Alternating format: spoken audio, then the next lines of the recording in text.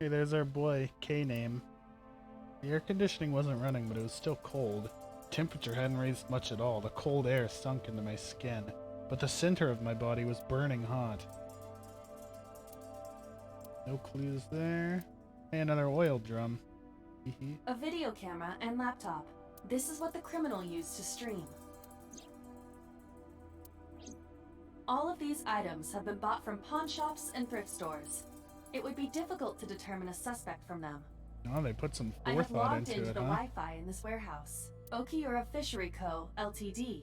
is listed as the owner. However, I found the password written directly on the router. Anyone who saw it could have used it. I have done some research. As the name suggests, the company is owned by the Okiuras, the same Okiuras we know. Renju's father created the company. Another connection to Renju. No, actually. Currently, doesn't- Okiura Fishery has nothing to do with Renju. The company has been managed by office representatives for the past 17 years after Renju's father died.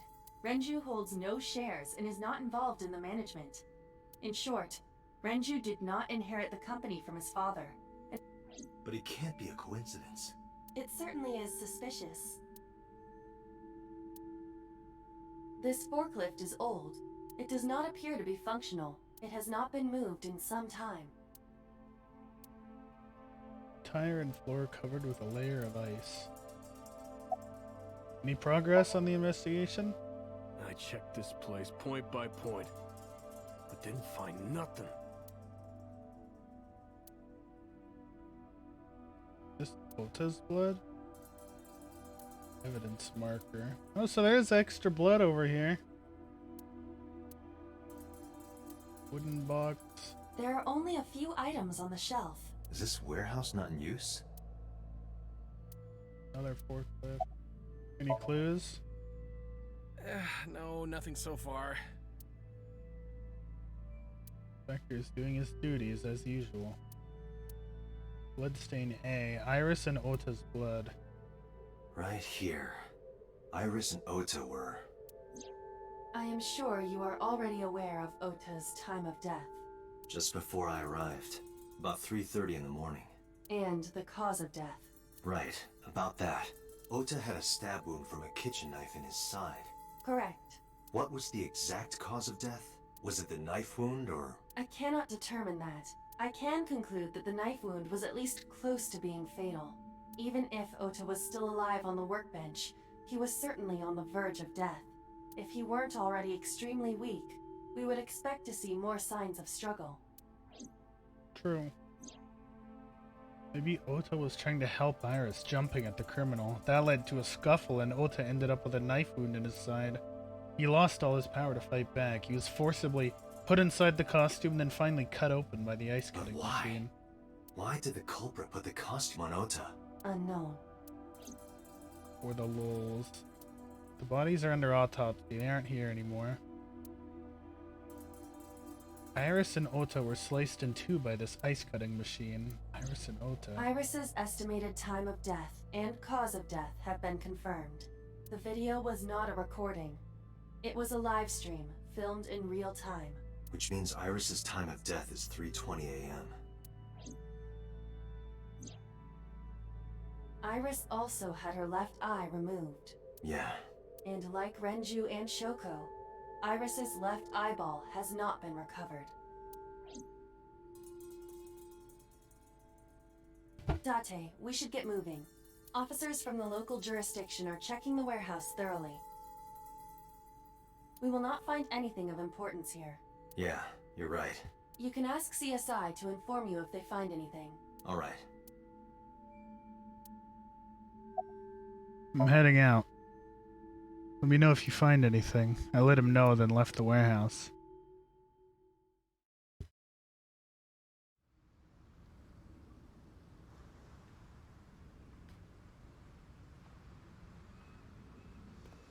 When I left the warehouse, I saw Pewter. What is he doing here? He walked up to me while I was trying to work it out. Date, I have to talk to you about something. Huh? About the original Cyclops serial killings. Why this all of a sudden? Because I want you to solve this case, Mr. Date. I want you to find who did this and bring them to justice. So, if I can help you, even a little. Why didn't you say anything at Abyss? The boss was there. I couldn't speak openly in front of her. So, I decided to meet you here. All right, let's hear it. Earlier, I told you that I was completely certain the original Cyclops killer couldn't have committed these crimes. True. I am absolutely certain the original Cyclops killer could not have committed these crimes. Let me explain why. I'll start by telling you the identity of the Cyclops killer. Me. Although, it's more accurate to say killers. Oh. More than one? In the first series of killings, the culprit had an accomplice. One of them was born a murderous psychopath. The other is Rohan Kumakura, the previous chairman of the Kumakuras. The big scary They each man. had a role to play. I The forgot about murderer him. committed the homicide, and Rohan removed the eyeball. Interesting. Barriers, water, boxes. Alright, we're out of banter mode. Who's the murderous psychopath? He was born with a brain dysfunction. Due to damage to the posterior pituitary gland, he was unable to properly secrete oxytocin. Oxytocin is a peptide hormone linked to feelings of love, affection, and trust. It is colloquially referred to as the love hormone. It causes a tranquilizing effect which improves mood and relieves stress. It is normally secreted when the body makes contact with an object of affection, such as an embrace. I'm Whoops. sure you know what this implies, but he was unable to feel love in the way that we do. However, he was able to experience a substitute. His brain was wired in such a way that allowed him to feel satisfaction through other means. Due to the unique idiosyncrasies of his brain, he was able to release large amounts of dopamine and endorphins by performing a certain action. Murder. What was it? Murder. Dopamine is a hormone linked to the reward system of the brain. The pleasant feeling attained through accomplishment is dopamine. Endorphins are a kind of brain narcotic. They dull pain and create a feeling of happiness. He got pleasure from killing people? It's slightly more complicated than that. Killing people was the only way he could get pleasure. He was 12 when he took his first life. Oh my. That enlightened him to the pleasure of murder, which he would do again and again. Why did the Cyclops case get classified? That, I don't know. The details of the original Cyclops serial killings case have become nebulous over time. Even the official investigation material contains nothing of value. I am unable to draw any conclusions from them. You really have no idea? If I did, I would tell you. About Rohan. 18 years ago, Rohan took a woman's eye. She was already dead. He put his finger into her eye socket and gouged it out. Yeah. The reason why was No. simple. He was Not the fascinated eyeballs. by women's eyes. Their beauty stimulated his greed and his desire to possess them. Oh boy. He needed to have them, to make them his own. Hey little mama, let me stick a finger in your eye. Driven by this instinctive impulse, he took the woman's eye. Ew. From then on, he acquired a grotesque obsession with the eyes of dead women. He was very particular about his need that the eye belonged to a deceased woman. But even being the head of a Yakuza gang, there weren't too many opportunities for him to indulge. His deepest, darkest desire went unfulfilled for years. However, he soon met his ideal partner, the aforementioned psychopath. The Cyclops killer would commit the murder, and Rohan would take the eye. It's true love.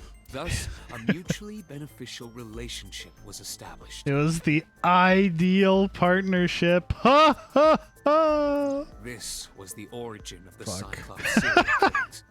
At about the same time, Thank you you, were friend. assigned to Abyss. Summarize for me. The original Cyclops killer had an accomplice, There were two Cyclops killers. and one of them was the former chairman of the Kumakuras, Rohan Kumakura. Rohan committed suicide by jumping to his death 1 year ago. That means... Pewter, tell me this. One of the original killers is dead, I know that. But that means one remains. Who is he? After his fourth murder, he was arrested by the police. They actually picked him up on other charges. But, in any case, he is currently serving a life sentence in Fuchu prison. Sounds like somebody I know. Fuchu prison? Yes. What's his name? In prison, he doesn't have a name. He is simply called Number 89. Heyo! Number 89. It's all coming up roses. So, now you know why I said that. That the original Cyclops killer couldn't have committed these crimes. Because one is dead, and the other is behind bars. Neither of them had the opportunity. Peter looks grimly serious. Let's go talk to Hitomi.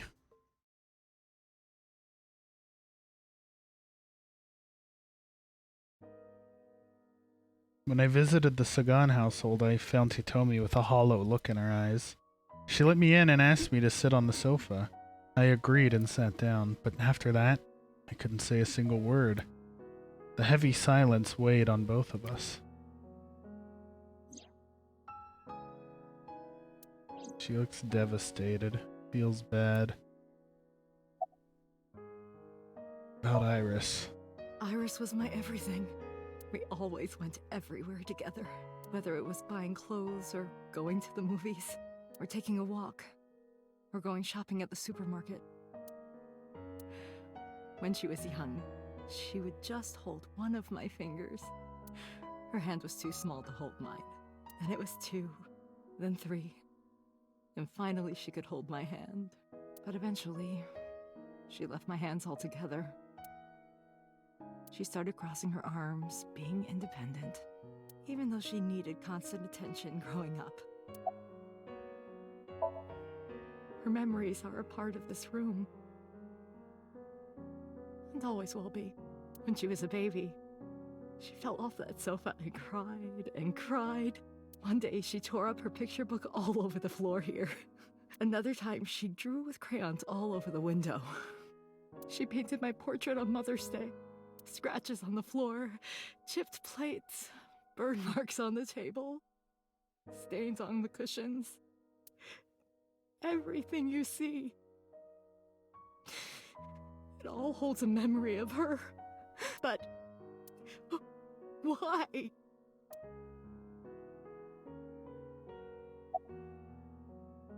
About Ota. Oda was one of my students. I taught him in elementary school. I heard it from the police. Oda tried to help Iris and ended up... I don't know what to say. I have no words.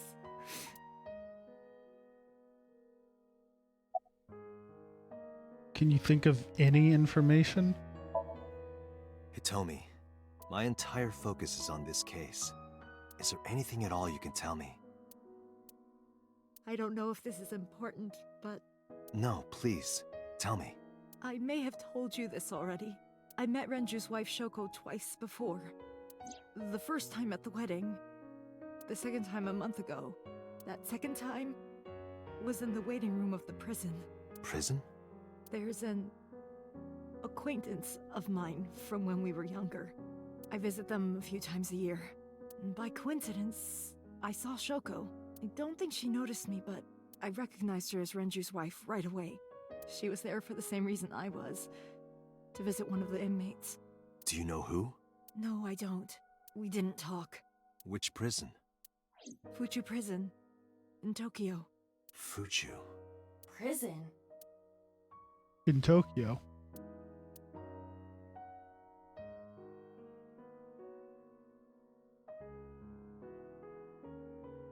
I'm sorry to have bothered you. I'll be going now.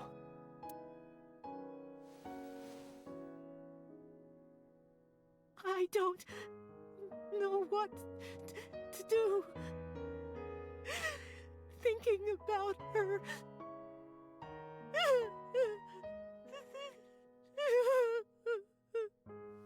Dante, please, you have to catch them. Please. Please. I will. Trust me.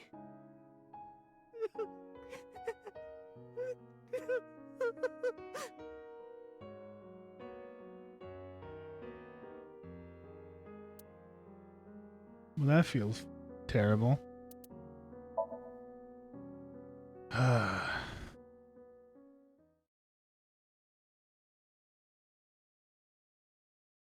Feels terrible, man.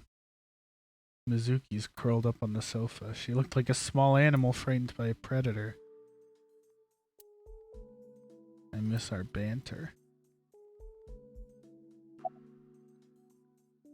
About Iris. About Ota. She's not gonna talk, dude. About the cold storage warehouse. Mizuki must know about Iris and Ota. Of course. The news was distributed heavily across the internet. Not just in Japan, but worldwide. 3 days ago, Mizuki discovered her mother's body. 2 days ago, her father's. This morning, 2 of her best friends. It is completely understandable that she is at her mental limit. Can I be left alone for a while? Are you okay? Yeah. She certainly doesn't seem so. But I can't stay by her side forever. Contact Abyss. See if they can get Mizuki a good counselor. Understood.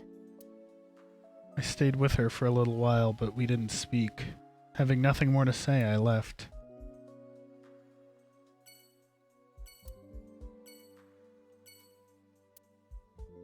Even Ador Abbott can't save us now, friends.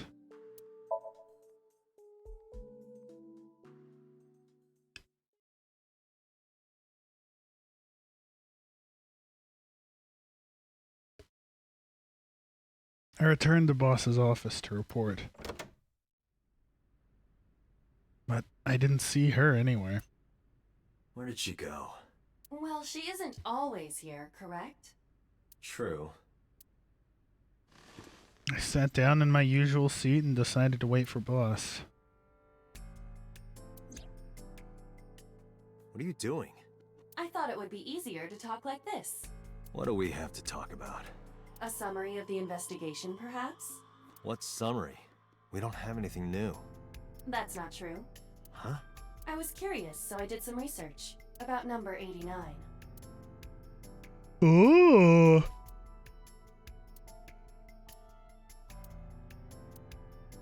Man, no banter. Who is number 89?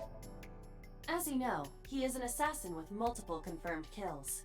He is currently serving a sentence at Fuchu Prison. He was imprisoned 6 years ago. That's what Pewter told us. After his 4th murder, he was arrested by the police.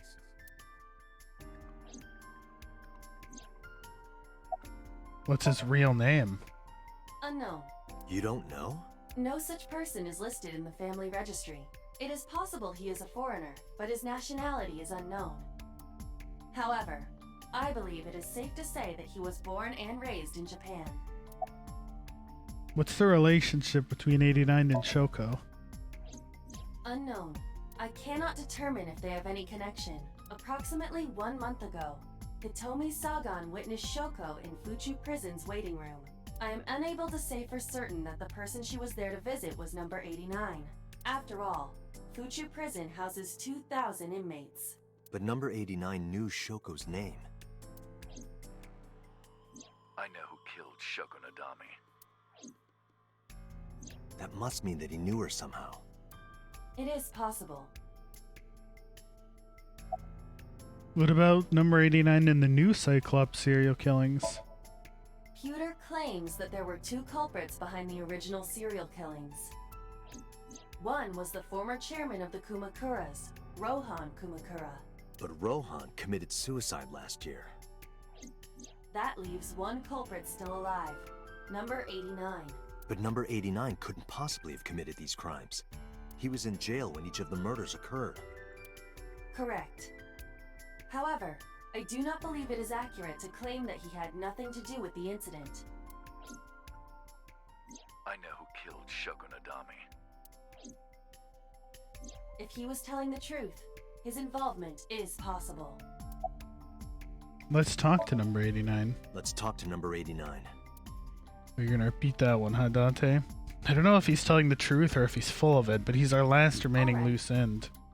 However, we need not go to him. We can bring him to us. If we plan on syncing with him, it would be more efficient. Can you arrange that? I can. Well, hopefully it goes better this time.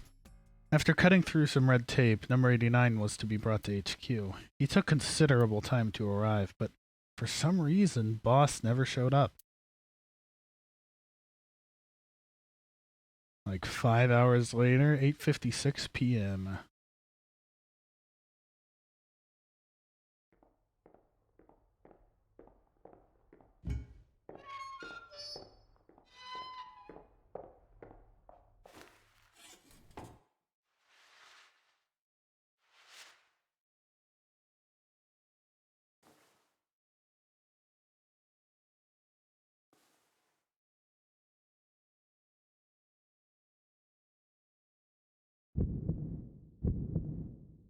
Boom, boom. Sorry to interrupt your busy day, but I need you to tell me something. I'd appreciate your cooperation. I hope we bolted the table down. Peter, did you bolt the table down? No? Okay. Do you know Shoko Nadami? Yeah, I guess I do. About a month ago, Shoko visited Fuchu Prison. Was she there to see you? That's right. What did you talk about? Nothing special. You're in no position to lie. I'm not lying. She didn't come to hear me talk. Then why did she come? To meet me. Meet you? She probably just wanted to see me. When did you first meet Shoko? A long time ago. I don't remember exactly when. What's your relationship to her? A physical one. Ooh. I'm kidding. She was just a business partner. Oh, never mind. Where are you from? Burkina Faso. Burkina Faso is a republic in West Africa. Population 17 million. I don't have time for your jokes. What's your name? Number 89. Your real name? I don't remember. You're the original Cyclops killer, aren't you? That's right. I was one of the culprits behind the case 6 years ago. One of the two Cyclops killers. Who killed Shoko Nadami? All right, let's get right down to it. 2 days ago, you called Investigation HQ and said, It was like 3 days ago, but yes. I know who killed Shoko Nadami. That's right. Who? Hey, don't be so hasty. We haven't agreed on a deal. Don't kick this fucking table at me, boy. You're gonna let me out of prison, right? It's done. You've got a deal. All right. But to explain it properly, I need to tell you a story. It might take some time. Is that all right with you? Please set aside time. Several cutscenes will play in I've got sequence. nothing but time. Then let's get started. The story of a lonely assassin. Hey, he didn't kick the table at me. Hell yeah. Once upon a time, there was a detective, full of righteous justice. Let's call him F. F found the evils of the world intolerable. F had no parents, no siblings, and grew up in an orphanage since he was born. He suffered every kind of abuse imaginable there. It led him to despise all the evils of the world. One day, F was chasing a thug down at the harbor. Someone wanted for the assault and murder of women. Okay, I get it. I'll just throw down my knife. Here. And you lower your gun. It's fine. I got nothing else on me. I'll go quietly. You know, I have a history with hospitals. I've been going to a special hospital for a while. Even if I get caught, it's all good. I'll come right back out again. What should I do next time? Just thinking about it gets me excited.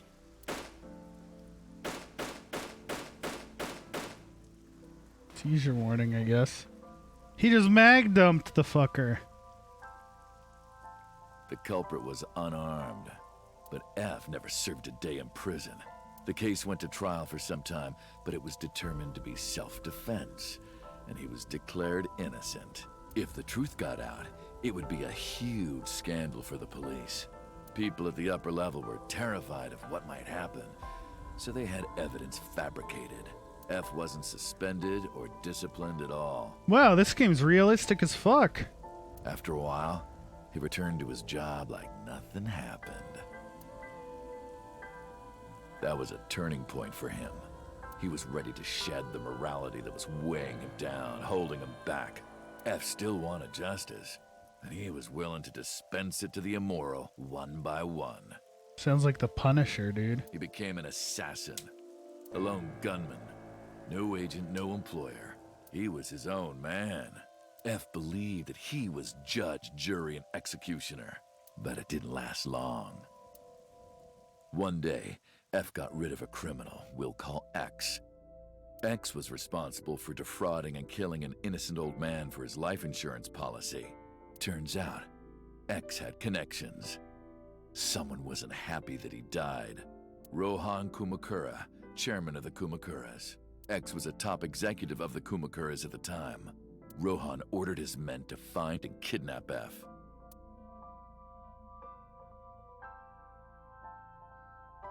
I've done some research.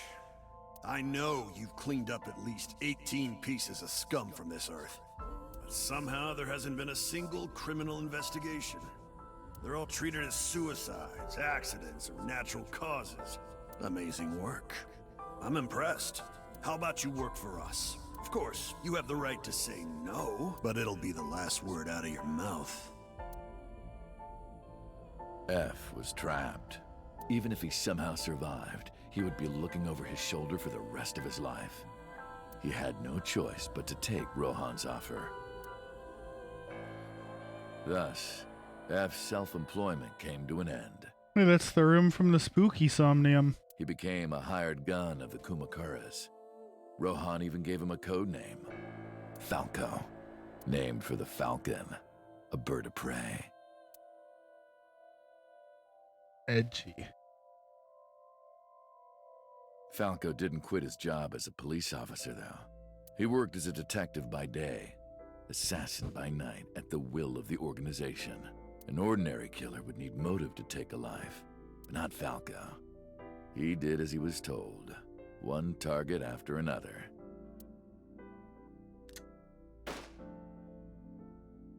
It didn't take long to destroy his heart completely.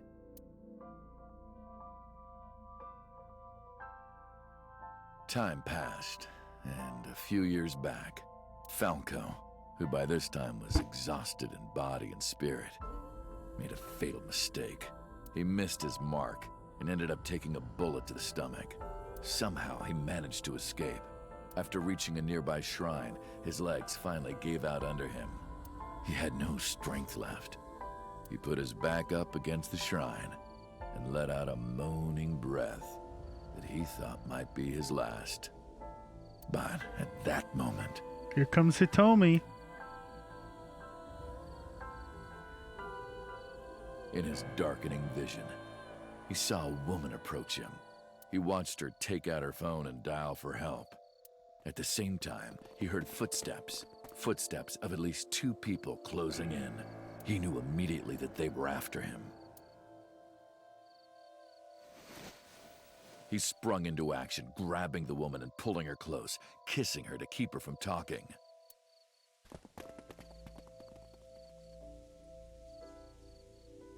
That was the first encounter between Falco and the woman. She was a teacher at some school. It was like she was from a totally different world than him. Listening to her talk, he would forget everything about his line of work. She was his only contact with the ordinary, mundane world. They met in secret a few more times, and Falco felt his heart grow warmer. Her smile and kindness were like a cold glass of water for Falco's parched heart. Falco started to become himself again. His former self. He swore on his life that from then on, he would live for her.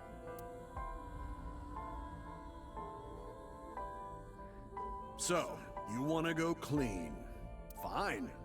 Do as you please. You've done a lot for us.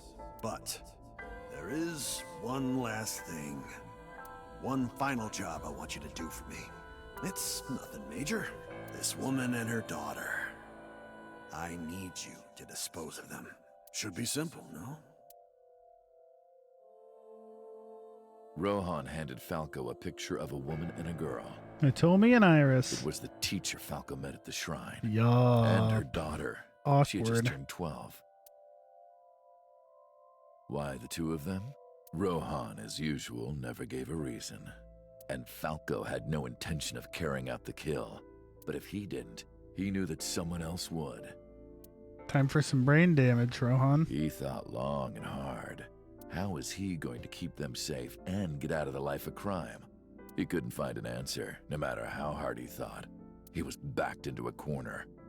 So, he decided to call on an old friend for help. And then...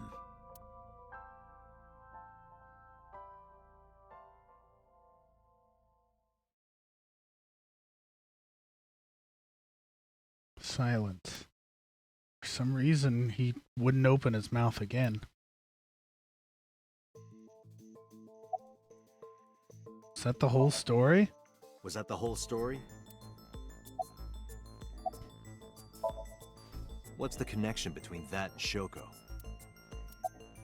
He's done. Why did you stop? You mentioned a detective. Hey, answer me. This is a transaction, remember? Until I get a guarantee that you'll uphold your end of the bargain, I'm not telling you anything else. I'll give you half up front, half later. If you want to hear the rest of my story, you better start the release procedures. Once they've cleared, I'll tell you everything. Date, it is unlikely that number 89 will uphold his promise, even upon release. Pewter, Yes? start the preparations. For what? What do you think? The sink. Guess we're doing it the hard way.